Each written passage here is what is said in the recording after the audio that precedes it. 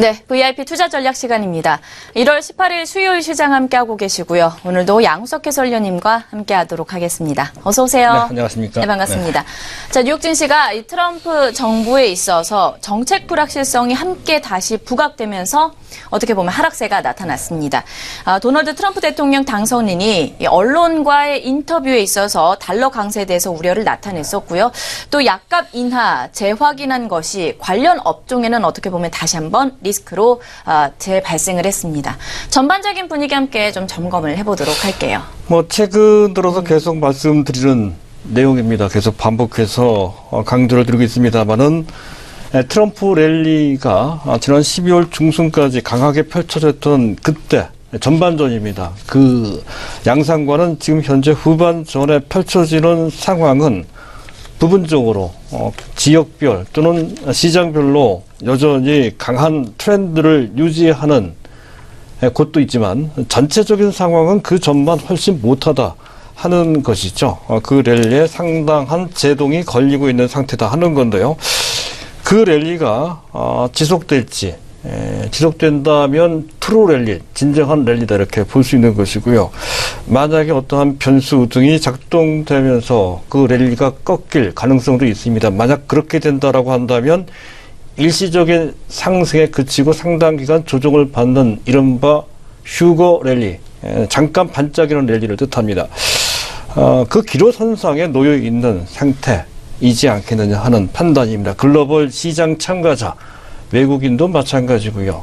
우리 시장 현재 기관들도 비슷한 입장인 것 같습니다. 관망을 하고 있는 것도 다 그와 관련되어 있다는 것이죠. 섣불리 자신 있게 시장이 좋다 이렇게 얘기하기도 어렵고, 그렇다고 해서 나쁘게 볼 필요도 없는, 아직까지는 특별히 치명적인 악재가 돌출된 것은 아니고 또 돌출될 만한 그런 부정적인 상황 또한 아니죠. 다만 전반적으로 시장 참가자들의 투자 심리가 약간 약화된 측면이 있고, 또 트럼프 정책과 관련된 불확실성이 언제든 악재로 둔갑될 소지가 조금 있습니다. 그런 점을 감안해서 시장 상황에 맞게 잘 봐야 되겠다 하는 것이고요. 그리고 또 한 가지, 오늘 우리 증시가 가장 초 약세를 보였다고 플러스로 반전된 것에서는 나스닥 선물의 장중 플러스 반전이 큰 심리적인 영향을 미친 것으로 판단이 된다는 것. 그만큼 우리 증시가 현재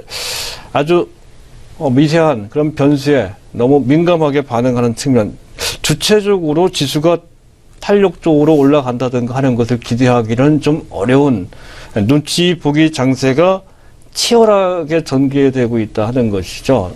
상황에 따라서 지수가 급등락, 종목에 따라서 주가가 급등락할 소지가 다소 있습니다. 지수와 연관된 흐름이라면 그러한 미세한 흐름에 너무 예민하게 반응할 필요가 없다는 것을 현재 말씀을 드리고 싶고요. 또 시장별로 본다면 코스피와 코스닥이 아주 미세하게 서로 엇갈리는, 한쪽이 세면 한쪽이 약한 그런 모습이 최근 지수 박스권 정체 장세에서 조금 더 현재 지금 노골적으로 나오는 것 같습니다. 그런 것도 단기 트레이딩 하는데도 참고를 좀 하실 필요가 있겠다 하는 말씀 드리고 싶습니다. 자, 오늘도 환율부터 보도록 하겠습니다. 달러 인덱스, 달러 가치가 최근 들어 한 2주 정도 진행되고 있습니다만은 현재 달러 인덱스 103을 찍은 이후에 오히려 내려가는 모습이죠. 전날에는 1% 넘게 급락하면서 100.4째 간신히 100을 지키는 정도 수준으로 크게 내려갔다는 것. 그만큼 그 전과 다른 흐름이 지속되고 있다는 것.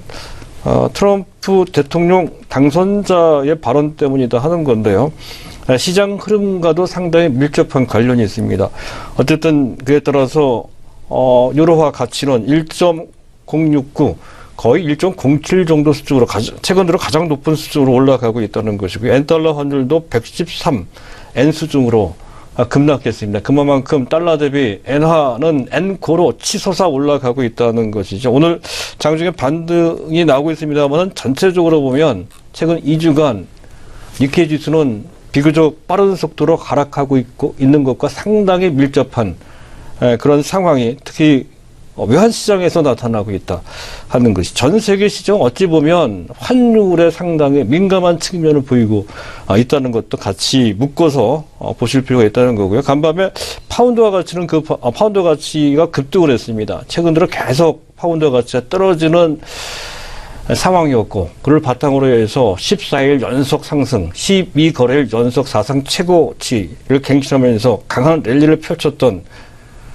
FTSE 100지수, 영국 증시입니다. 영국 증시가 파운드화 가치가 간밤에 하룻밤 사이에 2.8%로 급등하면서 오히려 그것이 악재로 작용이 됐죠. 해서 1.46%나 FTSE 100지수가 폭락한 거죠. 그 정도면요. 그것도 그 전에 없었던 변화입니다. 이런 것도 약간 신경 쓰이는 변수로 분석해 있는 것이고요. 자, 원달러, 원엔 환율, 특히 원달러 환율이 1164원, 지금 현재 1166원 정도, 전일 대비 거의 10원이나 또는 8원 정도, 현재 떨어진 상태, 즉, 현재 달러 대비 원고로 진행되고 있어요. 원저가 아닙니다. 원고로 진행되고 있게. 다만, 다행스럽게, 현재 엔화 대비로는 큰 폭으로 원고로 진행되지는 않습니다. 살짝 원고로 진행되고 있습니다만 전체 추세로 봤을 때는 엔화 대비 원저입니다. 이 부분에 잘 주목을 할 필요가 있다는 것이죠. 그것과 관련돼서 본다면 현재 특히 최근에 자동차 관련주들이 좋습니다. 특히 엔화 대비 환율에 상당히 민감한 섹터가 자동차 업종이죠. 그와 관련된 판단을 함께 하실 필요가 있다는 것이고 위안화 환율입니다. 6.8525, 0.0467 위안만큼 상당히 큰 폭이죠. 내렸습니다. 0.68%. 금년으로 두 번째. 이거 기록적인 수치입니다. 상당히 높은 현재 그런 수치로 절상시킨 것이죠. 환율을 내렸다는 것은 가치를 올렸다는 뜻입니다. 시장 상황에 부응하는 그러한 대응을 했다. 특별히 이것에 어떤 큰 의미를 부여할 필요는 없다는 것이죠. 바스켓에 맞추어서 현재 엔화 가치를 설정한 것이다. 이렇게 이제 보시면 될 것 같고요. 앞에서도 설명드렸듯이 그와 관련돼서 우리의 투자 포인트를 원고 수혜주에 일단 맞춰보는 것도 현재 가능할 것 같습니다. 현재 지금 미국의 스탠스가 다시 달러 고평가를 용인하지 않는 쪽으로 가는 것 같습니다. 그렇다면 달러 대비로 원고가 상당 기간 진행될 소지가 높다 이렇게 볼 수가 있습니다. 물론 단기적인 현상이겠죠. 아무래도 미국 금리를 인상을 하게 되면 추세적으로는 현재 달러 가치가 올라가는 것입니다. 예, 그랬을 때 단기로 봤을 때 원고 쪽에 초점을 맞출 필요가 있다는 건데요. 그와 관련돼서 수혜 대상 몇 개를 찾아볼 수 있습니다. 그냥 항공주가 대표적인 게 있었죠. 항공주, 그다음에 현재 원료를 수입 의존도가 큰 식품 관련주가 그에 해당이 되고요. 또한 원료를 많이 수입하는 철강주도 또는 현재 한전 같은 에너지를 많이 수입을 하죠.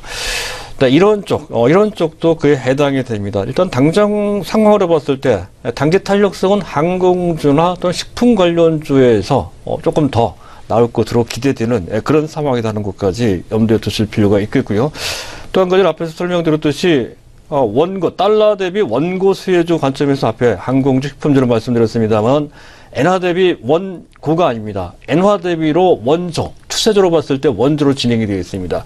엔화 대비 원조로 진행되는 쪽은 역시 자동차 쪽이다. 최근 현대차, 기아차, 오늘 같은 경우는 현대위아 같은 이런 종목들이 부각되는 것도 다 그것과 연관되어 있는 맥락이다. 이렇게 보시면 되고요.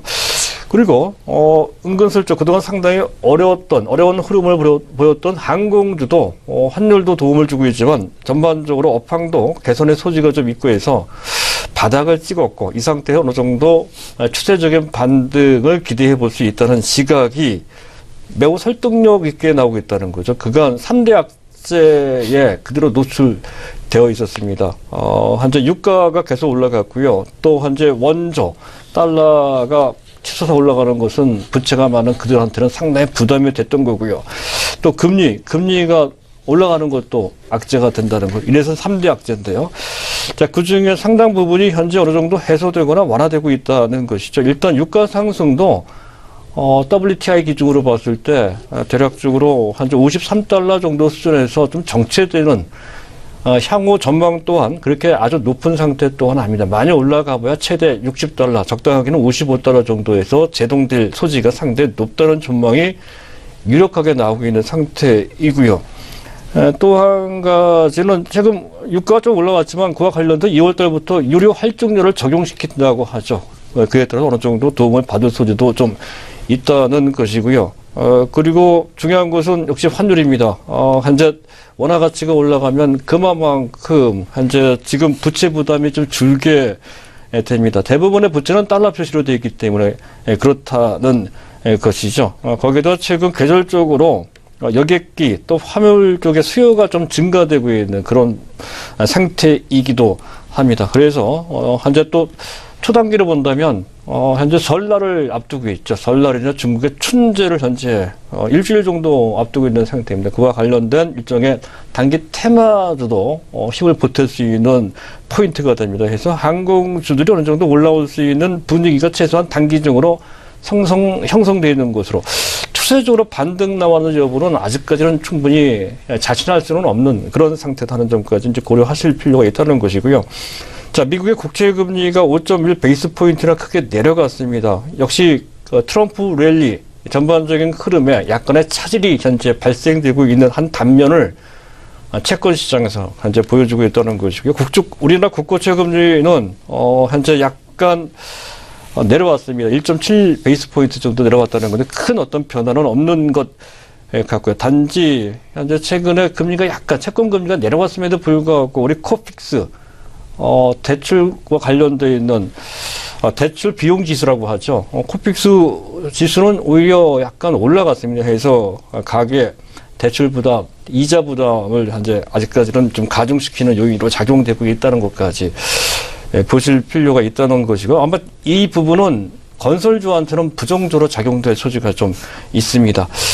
자, 그렇고요. 그리고 금값이 급등을 했죠. 은값도 마찬가지입니다. 각각 1.4%, 2.3%나 급등을 했다는 것. 최근 2개월 내 최고치까지 올라갔습니다. 그만큼 트럼프 랠리가 강하게 시작됐을 때, 특히 전반기 때 2월 15일, 16일까지입니다. 그때까지 금값이 폭락을 했던 것과는 전혀 다른 모습이 현재 나오고 있다. 안전자산 수요가 늘고 있다는 것도 전반적인 금융시장, 증권시장까지 포함된 금융시장의 맥락을 어느 정도 설명을 해주고 있다 하는 것이고요. 또 한 가지 기대를 했던 구리 가격이 2.4%나 급락을 했어요. 이 부분도 조금 신경 쓰이는 대목이라 할 수 있겠습니다.